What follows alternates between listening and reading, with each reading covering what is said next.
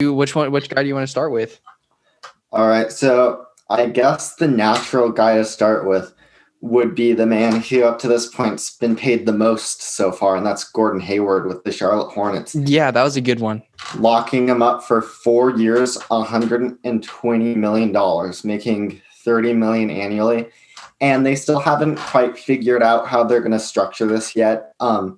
As of now, it looks like they're going to waive and stretch Batum and bring in Hayward that way, which I think would be a mistake. But there's still the possibility of like a sign and trade or other mechanisms to bring Hayward to Charlotte. But I thought I didn't love this move for Charlotte, to be completely honest. Yeah, because first of all, from an asset allocation standpoint, I don't think Gordon Hayward is worth $30 million. And granted, I don't think it's a massive overpay. Like in this league, especially with wings being so valuable, especially wings with diversified skill sets like Gordon Hayward. I think that's the archetype of player you want to invest in.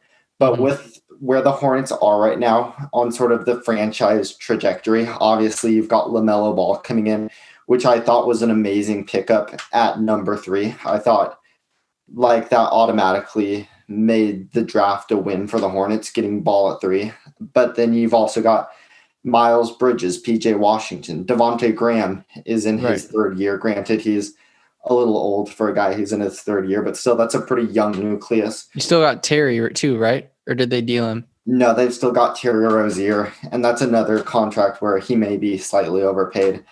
But I just kind of thought, like, the Hornets, I still don't have them. I still don't think they're going to be great this year. I've yet to kind of think too deeply about any of the teams this year, but I don't think the Hornets will be cracking the top 8. And I just didn't really see what the value was of bringing in Gordon Hayward, especially when the opportunity cost is likely a shot at one of the top picks in the 2021 draft, which I haven't scouted yet, but it's supposed to be a pretty good draft. Okay.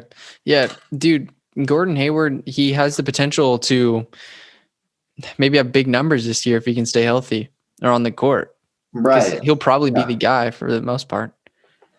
Yeah, you would think so. At least a secondary / tertiary creator. I'm going to be very interested to see how they structure the rotations in Charlotte, how James Borrego sort of chooses to allocate the minutes, because between Graham, Rozier, Gordon Hayward, and now LaMelo Ball, those are 4 guys who like to play with the ball in their hands. 4 guys who can run a pick and roll. Maybe Terry Rozier is slightly less so, more of a score for himself kind of guy.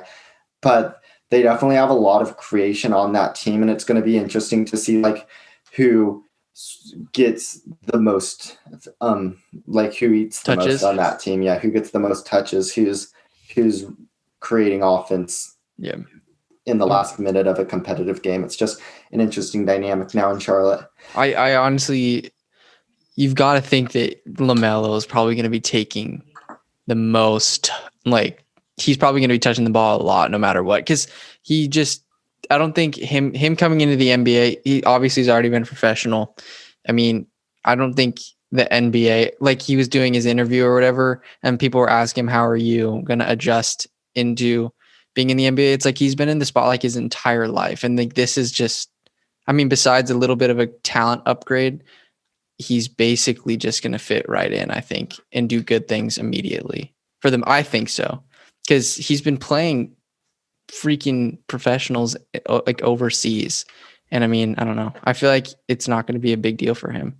Yeah. He's going to touch the ball a ton.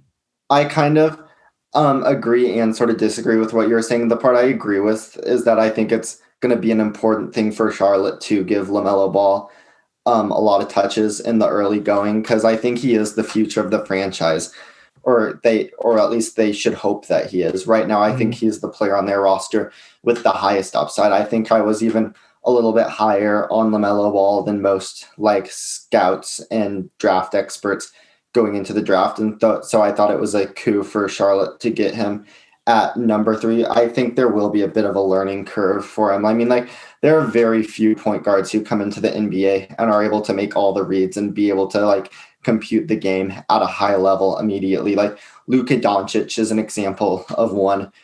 John Morant was another one last year.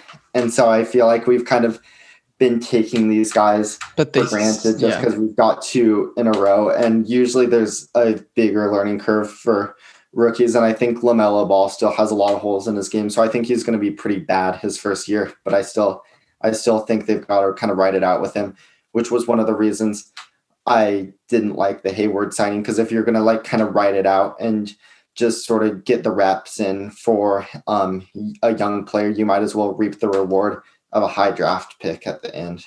Mm-hmm. I can definitely see some, like when you watch LaMelo, does he make like careless mistakes? I feel like. Oh yeah, for sure. Because that's what he just seems very free. Yeah. Which is good and bad. Yeah, I mean, it's good to have that confidence. Yeah, he could miss 100 shots and he'll still want the ball to take a game winner. Exactly. And I think when he's not able to play to the full like limits of his imagination, I think he gets a little like almost bored and careless. Like he loves kind of making the flashy play and like the crazy like bounce pass assist through traffic. But a lot of the NBA is just like oftentimes like knowing like when to kick it out to the wide open shooter in the corner, knowing when to hit the roll man, and like kind of just doing the simple things. And I do think he has a tremendous feel for the game, but I just think he's going to have to like consistently learn how to read an NBA defense, which I think will come easily to him because from like what I can watch on film and stuff, he has a great mind for the game. But that's just something that all rookie point guards have to go through. Before we move on to the next free agent signing that we'll talk about, I just kind of wanted to mention a few salary cap logistics of the Gordon Hayward thing that I was kind of confused by. The first was the decision that I already kind of touched on, that they'll create the space for signing Gordon Hayward by waiving and stretching Nick Batum. And I think this is kind of the icing on the cake in terms of my overall disappointment with this transaction for the Charlotte Hornets. Because by stretching Batum, the way a stretch works in the NBA is that you can either just waive a guy and have him like not be on your team that year and just pay him the salary that you would have otherwise. But usually what NBA teams do is called a waive and stretch, which is basically where you multiply the years left on a guy's contract by 2 and then add 1 additional year and divide their salary out over those years. So Nick Batum, for instance, was going to get paid $27 million this year, and this was the last year of his contract. So multiply 1 year left on his contract by 2 plus 1. That's 3. Divide $27 million by 3, and they're going to be paying him $9 million for the next 3 years. So functionally, they're paying, even though Gordon Hayward's only getting paid $30 million a year, they're paying $39 million to have Gordon Hayward on their team, if that makes sense, which I think is a lot. Yeah, it is a lot. That's an interesting. I had no idea. So that's kind of cool. Yeah. I mean, obviously, probably it's an interesting mechanism to be able to free up space, but I think teams abuse it oftentimes, and I think this is a prime example of that. Mm-hmm. The last Gordon Hayward related topic I wanted to touch on is just like sort of the other teams he was considering, which first and foremost was the one I predicted in our predictions video, the Indiana Pacers, who seems to be gaining a lot of traction to Gordon Hayward in the first day of free agency, to the point where there was even like trade buzz going around, and there was like being reported that Boston and Indiana were like negotiating the terms of the sign and trade. And basically the way that was going, Indiana was going to pay Gordon Hayward between 100 and 110 million. We don't know the exact figures. And Gordon Hayward was ready to accept that offer. Like he was ready to go to Indiana. He wanted to be a Pacer. And in order to make that happen, Boston was going to have to agree to a sign and trade, which is basically Indiana didn't have enough cap space to bring Gordon Hayward in. And so instead of signing him with cap space, Boston was going to have to sign him and immediately trade him to Indiana, because Boston can re-sign Gordon Hayward using bird rights.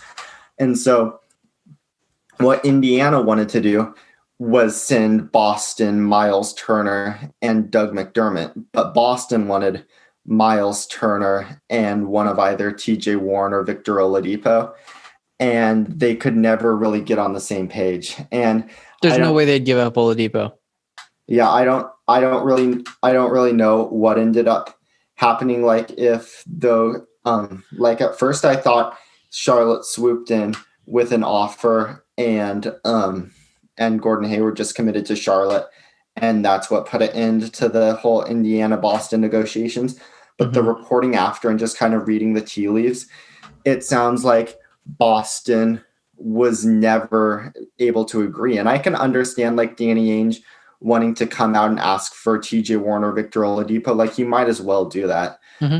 But if he really turned down Miles Turner and Doug McDermott, like wow, like what a disaster. I mean, Miles is a guy that would have really helped the Celtics team and still a young guy, cost control. Well, not cost control, but they would have had his bird rights. Doug McDermott, like you're not getting TJ Warner, Victor Oladipo. I would have actually given up Victor Oladipo if I was Indiana, even though the sticker shock on that might be a little high. But um, I think McDermott, Boston needs shooting on the bench, and McDermott certainly would have provided that. But yeah, what a disaster! Yeah, what a disaster for Boston.